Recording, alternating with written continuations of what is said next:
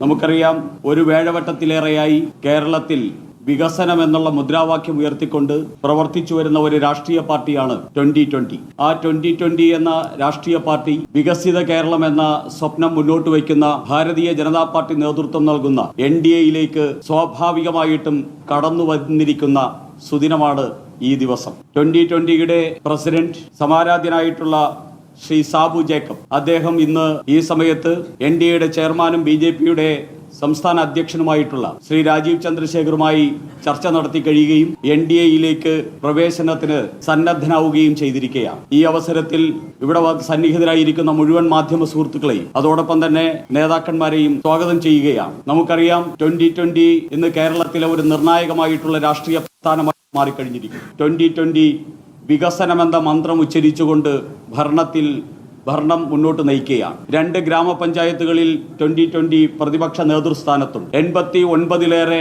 ജനപ്രതിനിധികൾ 2020യുടേതായിട്ട് ഈ കേരളത്തിൽ ജയിച്ചു കഴിഞ്ഞു. 800-ലേറെ ജനപ്രതിനിധികൾ 800-ലേറെ ഗ്രാമപഞ്ചായത്തുകളിലേക്ക്, തദ്ദേശ സ്ഥാപനങ്ങളിലേക്ക് 2020 കഴിഞ്ഞ തെരഞ്ഞെടുപ്പിൽ മത്സരിക്കുകയും 12% വോട്ട് നേടാനും സാധിച്ചിട്ടുള്ള ഒരു രാഷ്ട്രീയ പാർട്ടിയാണ് 2020. 2 ബ്ലോക്ക് പഞ്ചായത്തുകളിൽ 2020 പ്രതിപക്ഷ നേതൃനിരയിലുണ്ട്. അതുകൊണ്ട് തന്നെ NDAയെ സംബന്ധിച്ചിടത്തോളം വികസിത കേരളം എന്നുള്ള ആ സ്വപ്നത്തിലേക്ക് കേരളത്തെ നയിക്കുവാൻ, ഏറെ ശക്തി പകരുവാൻ സാധ്യതയുള്ള ഒരു രാഷ്ട്രീയ പ്രസ്ഥാനമായിട്ട് 2020 ഇതിനോടകം മാറിക്കഴിഞ്ഞിരിക്കുന്നു. ആ 2020യുടെ സംസ്ഥാന പ്രസിഡന്റ് എന്ന നിലയിൽ ശ്രീ സാബു ജേക്കബിൻ്റെ വരവ് ഞങ്ങൾക്കേറെ സന്തോഷവും അതോടൊപ്പം തന്നെ അഭിമാനവും നൽകുന്നതാണ്.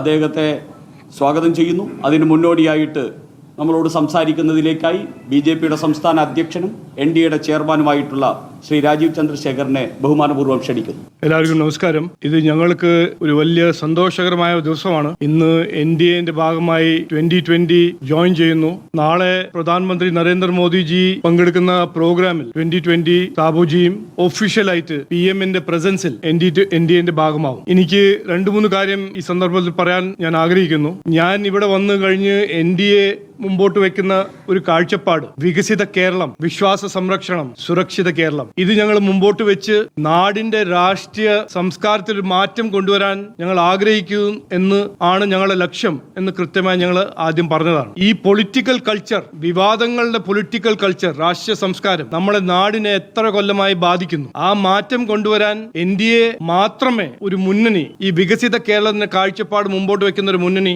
ആണെന്ന് ജനങ്ങൾക്ക് ഇപ്പോൾ കൃത്യമായി മനസ്സിലാക്കി.